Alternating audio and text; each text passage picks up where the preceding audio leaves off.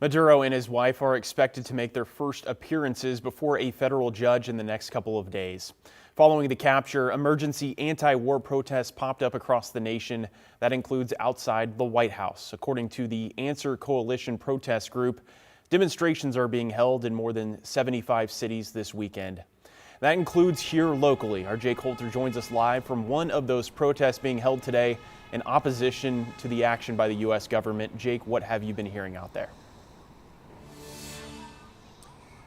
Well, John, the protests have wrapped up, but it was a general feeling of outrage here downtown earlier as people feel that the capture of Maduro is an extreme overreach.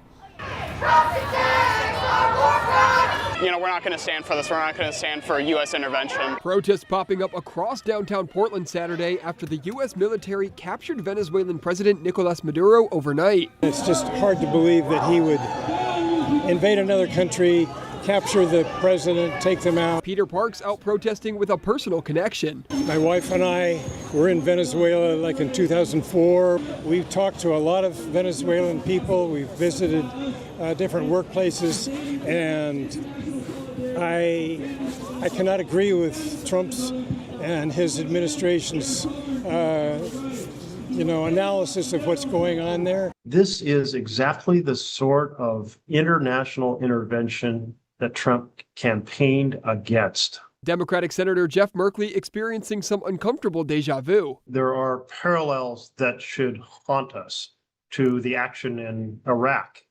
In Iraq, it was weapons of mass destruction, which was a cover story fed to the American people.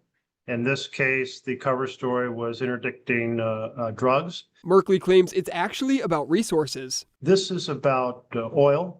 Venezuela has the largest oil reserves in the world. President Trump making multiple references to Venezuela's oil in his address Saturday morning.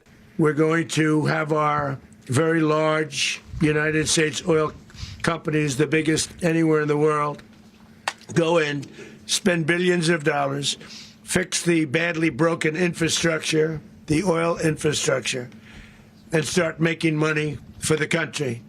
Senator Patty Murray from Washington took to X to write, quote, "It is outrageous for a president who is tanking our economy here at home to suggest that the American taxpayer spend a fortune to, quote, run another country while doing nothing to make life better in America."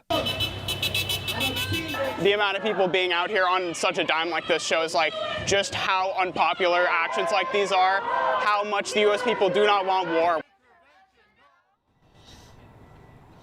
And Merkley says he'll support Senator Tim Kaine's War Powers resolution, which he anticipates a vote on next week. We reached out to advocacy group Venezuela's Voice for Oregon for reaction as well, but did not hear back. John? Jake Holter reporting live for us tonight. Jake, thanks so much for your reporting today.